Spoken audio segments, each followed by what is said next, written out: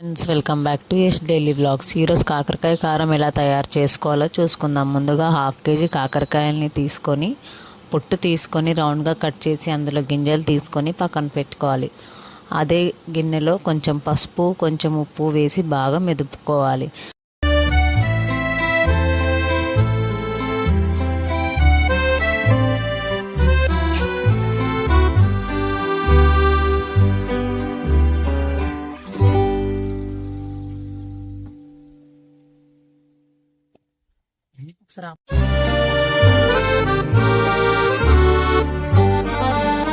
తిప్పుకున్న తర్వాత అందులోంచి ఇలా రసం బయటకు వస్తుందండి.